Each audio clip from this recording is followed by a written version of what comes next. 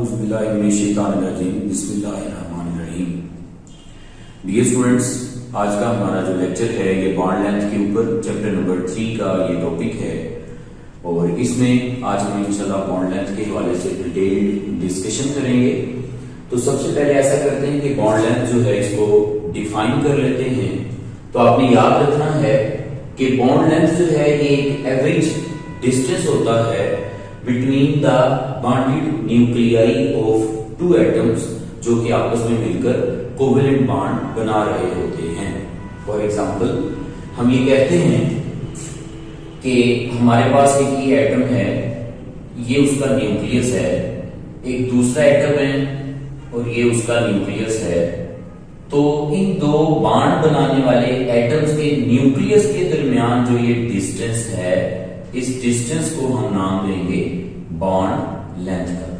ठीक हो गया? यानी दो न्यूक्लियाई के दरमियान में वो फासला जिस पे रह के वो एक दूसरे के साथ परमानेंटली अटैच हो जाते हैं, जुड़ जाते हैं, हम उसको नाम देते हैं बॉन्ड लेंथ का। अब आपने याद रखना है कि बॉन्ड लेंथ जो है इसको मेजर किया जाता है नैनोमीटर में, एंगस्ट्रम में और पाइकोमीटर्स के अंदर।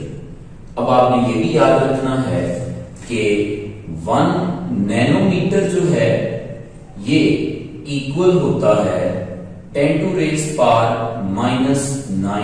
मीटर्स के।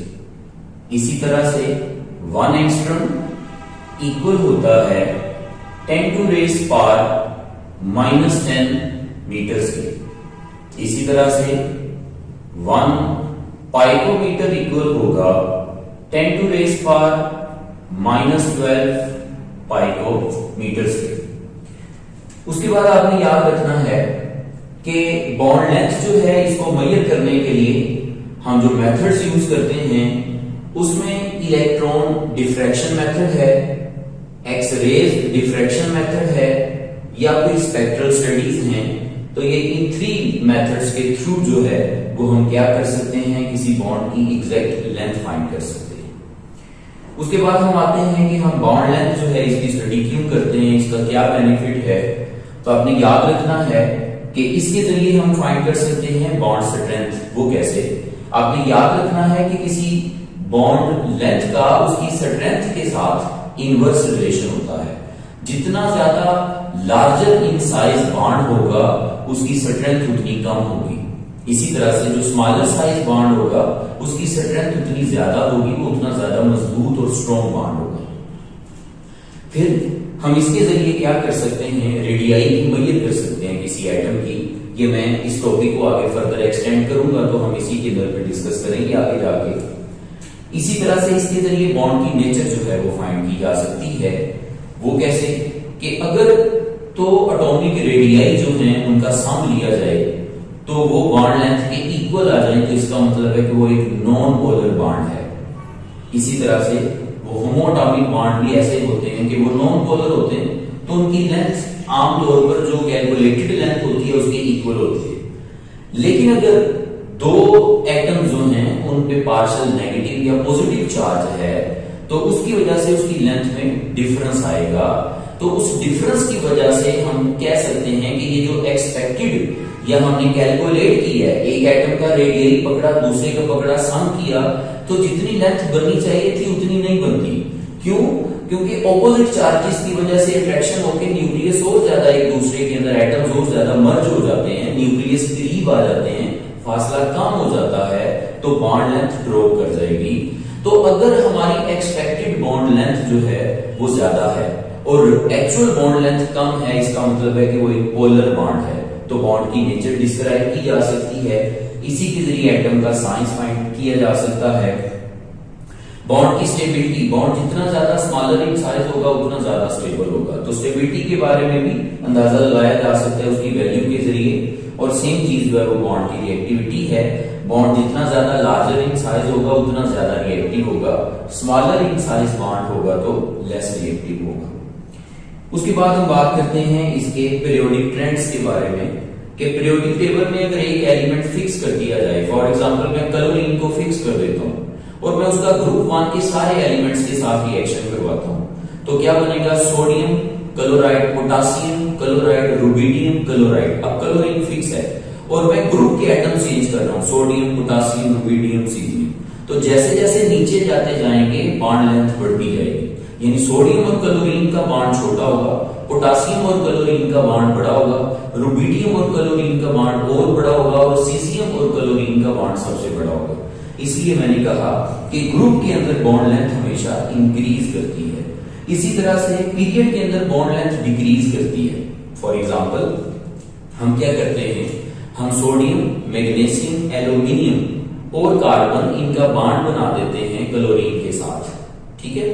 तो अब सोडियम क्लोराइड का बॉन्ड बड़ा होगा, मैग्नीशियम और क्लोरीन में बॉन्ड छोटा होगा, एल्यूमिनियम में और छोटा होगा। ये क्यों हो रहा है? क्योंकि सोडियम बड़ा है साइज में, पीरियड में साइज डिक्रीज करता है। मैग्नीशियम छोटा है, बॉन्ड लेंथ डिक्रीज कर देगी। एल्यूमिनियम और छोटा है, बॉन्ड लेंथ और ज्यादा डिक्रीज कर देगी। तो इसलिए मैंने मेंशन कर दिया कि पीरियड के अंदर बॉन्ड लेंथ हमेशा क्या करती है, डिक्रीज करती है। नेक्स्ट हम डिस्कस करने जा रहे हैं factors that affect the bond length. और ये इस टॉपिक में थोड़ा सा ये टिपिकल पॉइंट्स हैं, इसमें अंडरस्टैंडिंग आपने अच्छी जो है वो जनरेट करनी है। तो सबसे पहले हम बात करते हैं कि बॉन्ड लेंथ जो है ये एटॉमिक साइज के साथ जो है ये डायरेक्टली प्रोपोर्शनल है। बॉन्ड बनाने वाले जो एटम्स होते हैं उनका साइज जैसे जैसे बढ़ता जाता है वैसे वैसे बॉन्ड लेंथ जो है वो इंक्रीज होती जाती है। तो फॉर एग्जांपल देखिए कि मैंने यहाँ पे हैलोजन एसिड्स ले लिए। इन हैलोजन एसिड्स में आयोडीन का हाइड्रोजन आयोडाइड जो है, इसमें हाइड्रोजन और आयोडीन के दरमियान जो बॉन्ड लेंथ है ये सबसे ज्यादा होगी क्योंकि आयोडीन ग्रेटर इन साइज है। और इसी तरह से फ्लोरीन हैलोजन्स में सबसे स्मॉलर इन साइज है, तो हाइड्रोजन और फ्लोरीन के दरमियान जो बॉन्ड लेंथ है ये सबसे छोटी होगी, ठीक है। सो इस तरह से हाइड्रोफ्लोरिक एसिड से लेकर हाइड्रो आयोडिक एसिड तक मुसलसल बॉन्ड लेंथ जो है ये इंक्रीज करेगी क्योंकि एटॉमिक साइज हैलोजन्स का बढ़ रहा है। उसके बाद हम बात करेंगे about bond length and multiplicity. इसको बार जो है वो आप बॉन्ड ऑर्डर का नाम भी देते हैं। तो आपने याद रखना है कि बॉन्ड मल्टीप्लिसिटी या बॉन्ड ऑर्डर एक ही बात है। तो आप कह सकते हैं कि bond length is inversely proportional to bond order और bond length is inversely proportional to the multiplicity of bond. तो अब आपने याद रखना है कि मल्टीपल बॉन्ड ज्यादा होंगे तो लेंथ कम हो जाएगी, यानी कार्बन कार्बन ट्रिपल बॉन्ड सबसे स्मॉलर इन साइज होगा, डबल उससे लार्ज होगा और सिंगल बॉन्ड जो है वो सबसे लार्ज इन साइज होगा। इनवर्स रिलेशन है, तो ये सबसे लेस मल्टीप्लिसिटी है तो ये सबसे लार्जर इन साइज है, और मैक्सिमम मल्टीप्लिसिटी यानी मोर बॉन्ड जो है वो इस यहां पे मौजूद हैं, लिहाजा इसका बॉन्ड जो है वो सबसे स्मॉलर इन साइज होगा। उसके बाद हम बात करेंगे about electronegativity difference. Electronegativity difference जो है ये भी बॉन्ड लेंथ को अफेक्ट करता है। तो इलेक्ट्रोनेगेटिविटी डिफरेंस के साथ बॉन्ड लेंथ जो है इसका इनवर्स रिलेशन है। अभी किस तरह से इनवर्स रिलेशन है या इलेक्ट्रोनेगेटिविटी किस तरह से अफेक्ट करती है, इससे पहले भी मैंने इस पॉइंट को डिस्कस किया है। मैं फिर से एक दफा आपको डिस्क्राइब कर देता हूं। बॉन्ड एनर्जी में भी हमने ये पॉइंट डिस्कस किया था बॉन्ड इबनॉर्मेलिटी की शक्ल में या बॉन्ड एनर्जी की इबनॉर्मेलिटी की शक्ल में। यहां पे भी इसी तरह से इबनॉर्मेलिटी हम डिस्कस कर लेंगे।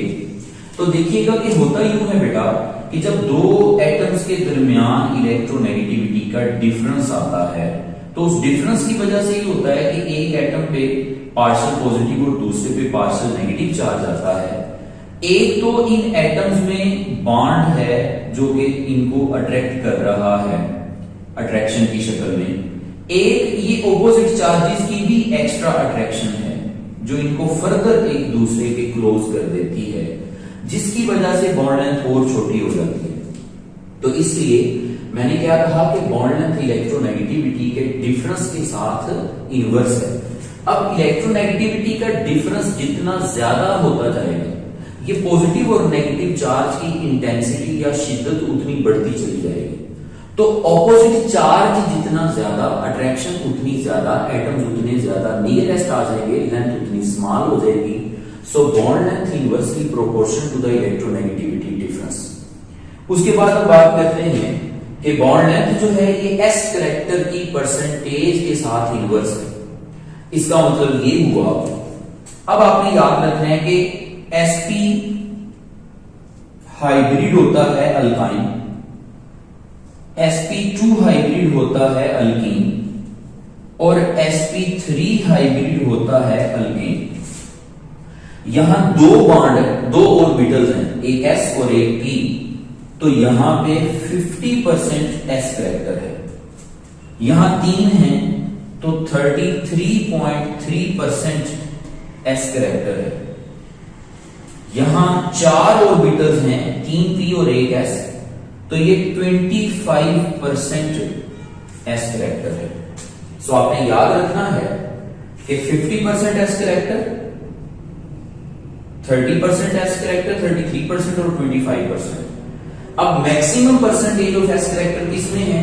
अल्काइन में। अब percentage of S character bond length के साथ क्या होती है? इनवर्स। लिहाजा सबसे स्मॉलर साइज होगा अल्काइन के अंदर, जैसे ये है, फिर अल्कीन में जैसा कि ये है, और फिर अल्केन्स में जैसा कि ये है। तो इनकी वैल्यूज भी जो है ये मैंने यहां पे मेंशन की हैं आपको याद करवाने के लिए, आगे आगे इनको हम डिस्कस कर लेते हैं। तो आपने याद रखना है कि sp हाइब्रिड कार्बन में 50% एस कैरेक्टर होता है, sp2 हाइब्रिड कार्बन में 33.3% एस कैरेक्टर होता है, sp3 हाइब्रिड कार्बन में 25% एस कैरेक्टर होता है, और फिर उसी परसेंटेज ऑफ एस कैरेक्टर के अकॉर्डिंग हम चीजों को देख रहे होते हैं। नेक्स्ट हम आ जाते हैं बॉन्ड लेंथ की कैलकुलेशंस के हवाले से बात करेंगे। तो आपने याद रखना है कि एक कोवेलेंट बॉन्ड जो है, इसमें कोवेलेंट रेडियाई, इनका जब सम लिया जाता है तो ये बॉन्ड लेंथ के इक्वल होते हैं। फिर आपने याद रखना है कि अगर आयोनिक बॉन्ड है तो फिर आपने क्या करना है, कैटाइन का रेडियाई और एनाइन का रेडियाई, इसका सम ले लेंगे तो ये आयोनिक बॉन्ड लेंथ के इक्वल आ जाएगा, यानी आयोनिक बॉन्ड की जो लेंथ है ये उसके इक्वल आ जाएगा। ठीक है, तो मैंने ये बात आपको समझाने के लिए मैंने दो एटम जो हैं ये ले लिए, ये कैटाइन है मेरे पास, ये एनाइन है। तो इनके न्यूक्लियाई जो है उनके दरमियान जो डिस्टेंस है वो डिस्टेंस का सम ले लूंगा मैं।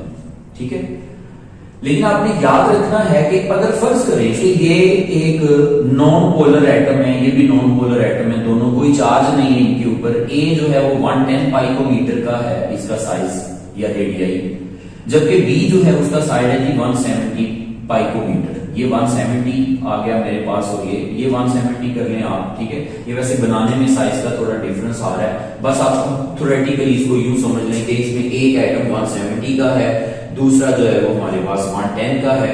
तो सिंपली इनकी बॉन्ड लेंथ क्या हो जाएगी, इनके रेडियाई के इक्वल हो जाएगी, यानी 110 प्लस 170 के बॉन्ड लेंथ के इक्वल आ जाएगा। तो ये बन जाएगा 280 पाइकोमीटर।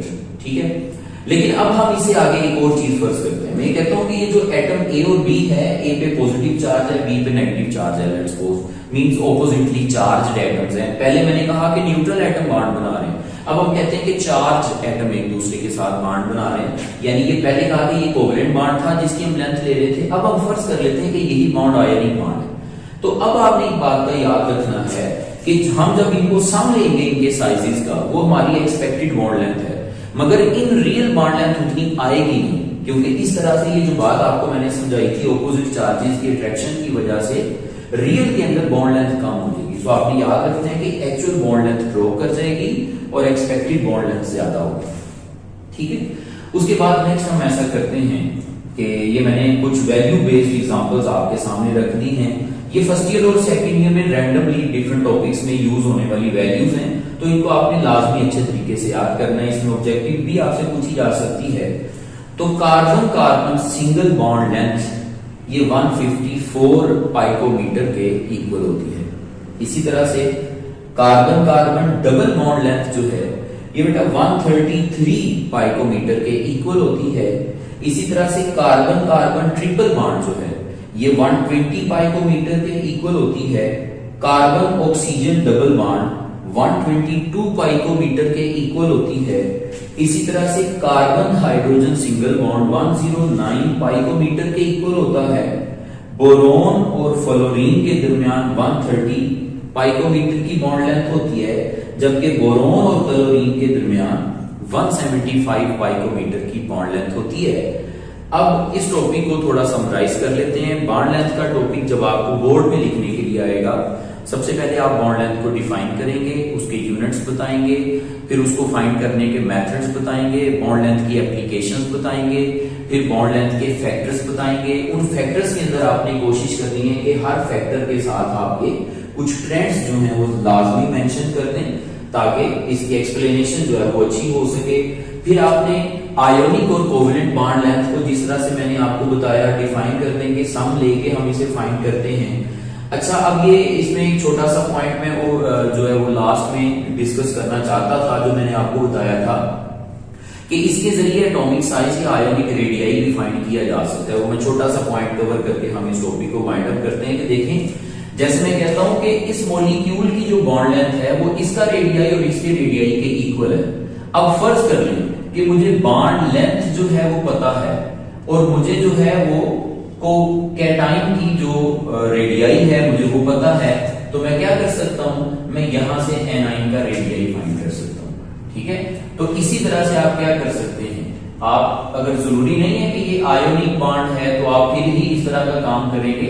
आपने याद रखना है कि आप किसी पे भी अप्लाई कर सकते हैं, जरूरी नहीं है कि आयोनिक हो तो ही है। अगर लेट्स सपोज ये कोवेलेंट बॉन्ड है तो कोवेलेंट बॉन्ड पे भी ये technique as it is apply हो सकती है। वो कैसे, कि जैसे देखिए मैं कहता हूं कि ये एक एटम का रेडियाई है और ये दूसरे एटम का रेडियाई था। बॉन्ड लेंथ अगर मुझे पता है तो मैं नॉन बॉन्ड लेंथ में से एक एटम का रेडियाई जो है लेट्स सपोज इसका रेडियाई टोटल लेंथ में से माइनस कर देता हूं, तो बाकी इस एटम का रेडियाई मेरे पास निकल आएगा। ठीक है, तो आपने याद रखना है कि bond length minus radii of B atom is equal to radii of atom A.